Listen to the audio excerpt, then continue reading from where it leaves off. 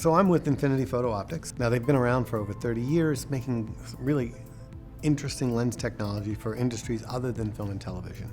We're at this really interesting time in the company's development where our optics are now being considered for film and television production. And there's a lot of factors for that.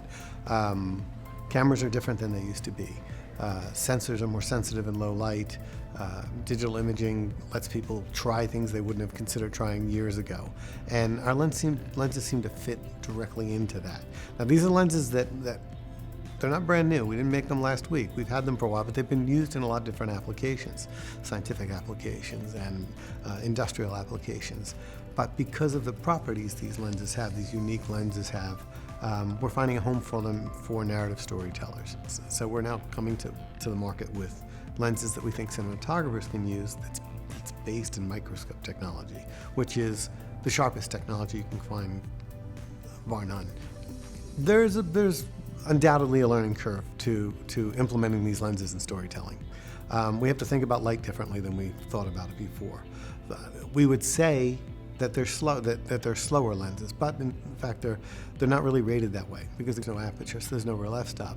And the speed of the lens, or the term speed of the lens, is really sort of hard to determine because it depends on the sensor that it's on, and the full frame versus Super 35, it can vary wildly. So you can't really think of them that way. Now, it's best to have more light than you normally would have with these, but it's sort of about how the light hits the subject and how it gets up into the lens and the glass. So there's definitely a learning curve to find a way to properly light things for dramatic effect. But there's also opportunities with that learning curve to make images that we've never made before, and that's what's kind of exciting about these lenses. So my friend Tim Smith asked me if I could figure out a way to get some additional demo material. So I invited my friend Bill Bennett, ASC, to join us. Bill's always impressed me, not only with his technical knowledge, but his great creativity and the ability to always want to push the limit of new technology. He's a great person to try new things and to find new uses for existing technology. Cameron Cannon is another cinematographer I've known for many years. He has served as my focus puller, operator, second unit DP, and is now a successful director of photography in his own right. We want to learn how cinematographers are going to take to these lenses, how they're going to adapt to it, what their creative process will be with these kind of lenses. So we came up with a lot of ideas that you'll see in the film, miniatures and tabletops and things that it adapted with, and kind of said, let's play with these.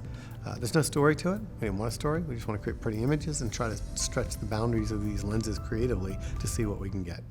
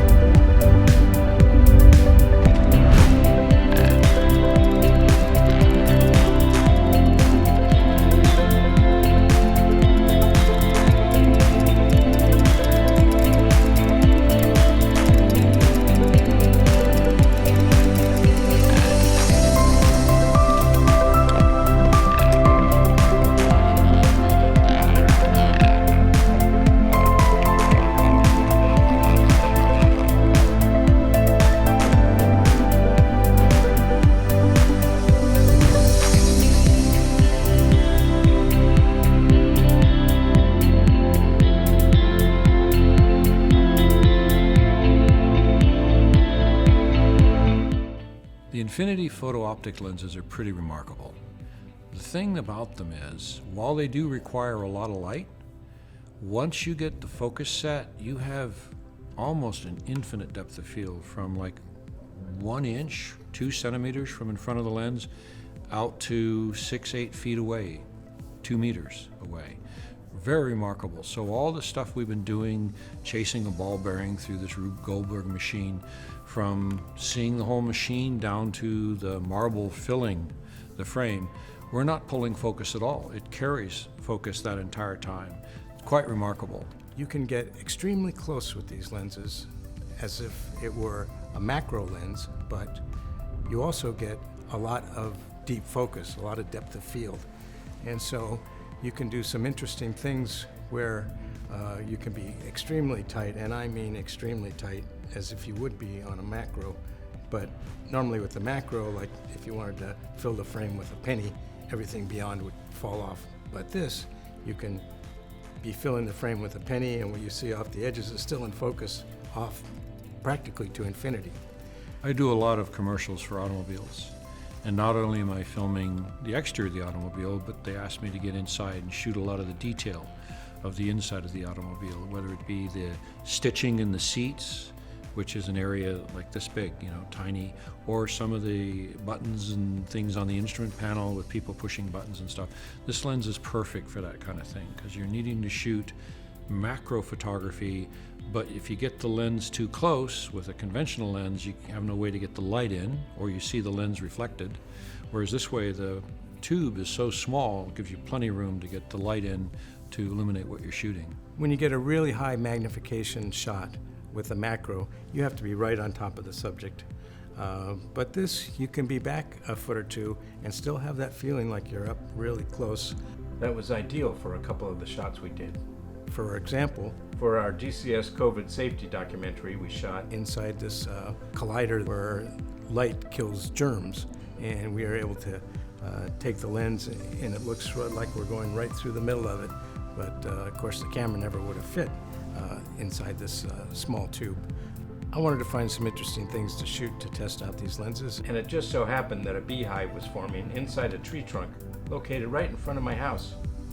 I was able to get the shot of the bees. It made it seem like I was right on top of them, but I was actually back a few feet, which was much safer for me. And we also pulled out my pet gecko.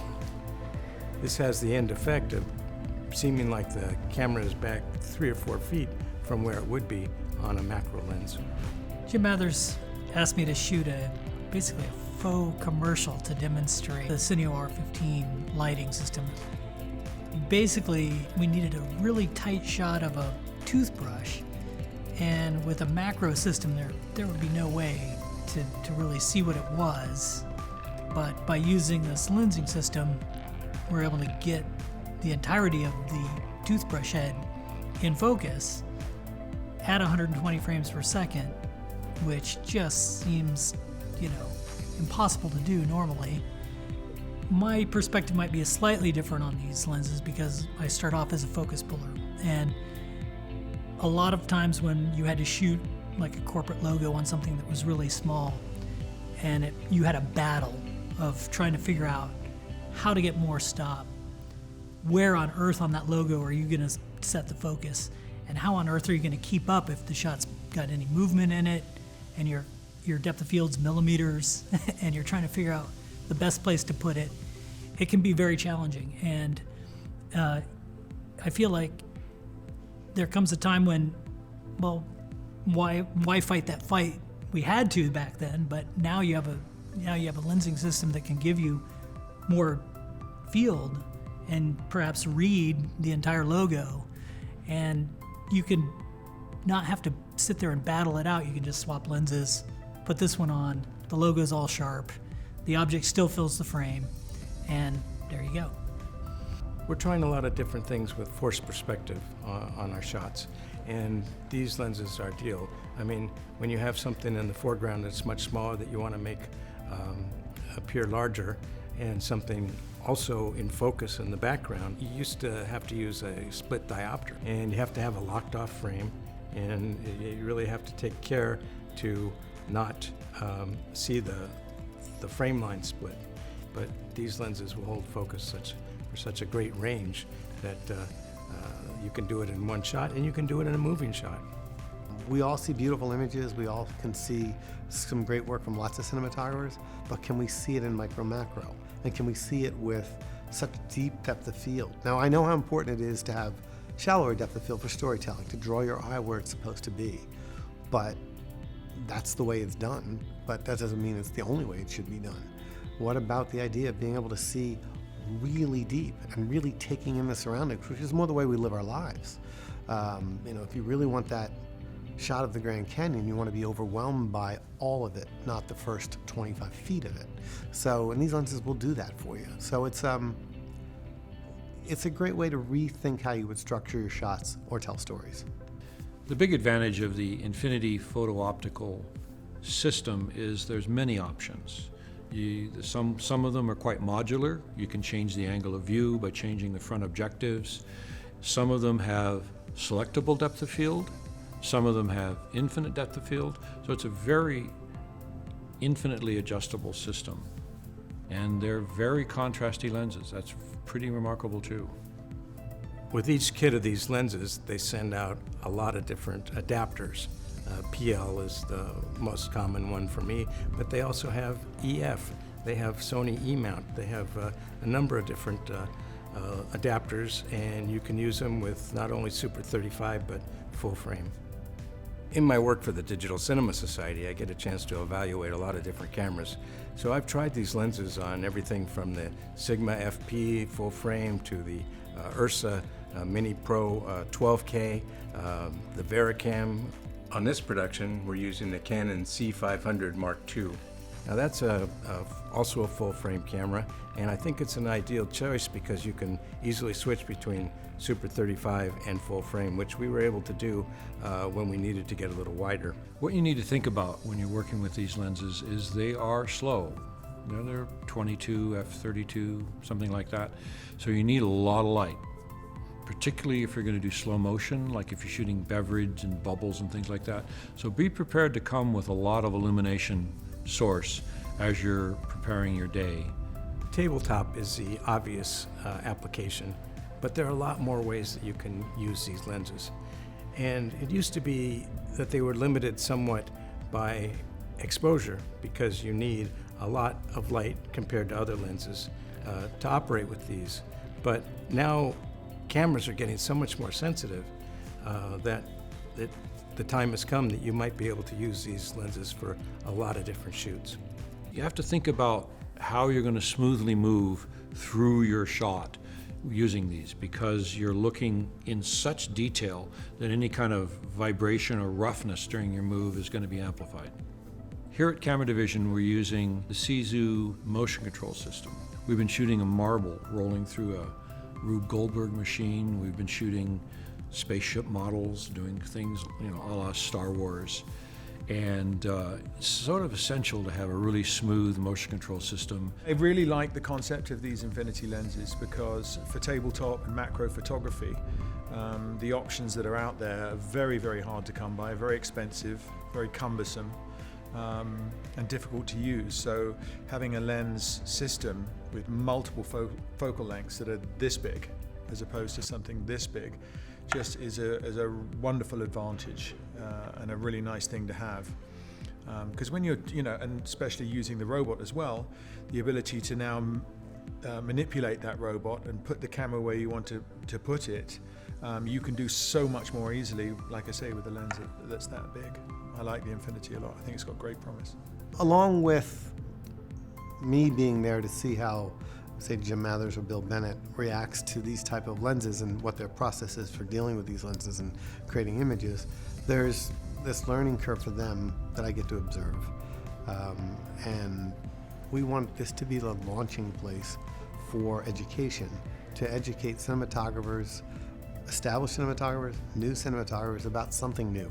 And in my 30 plus years in the industry, it's always about something new. It's always about making an image differently, or making an image that's never been made before, or making images that people can't figure out how you made them. And these lenses really do a lot of that. If you put your creative hat on and start really thinking about it, there's things that you can do in images you can create that you can't do with other lenses. These lenses aren't for every application, but it's a great thing to have in your toolkit. If you want to have photography, cinematography that looks like everybody else's, don't use these. But if you want to have something that really stands out, try these because there are some things that you will be able to get that you could get with no other lens.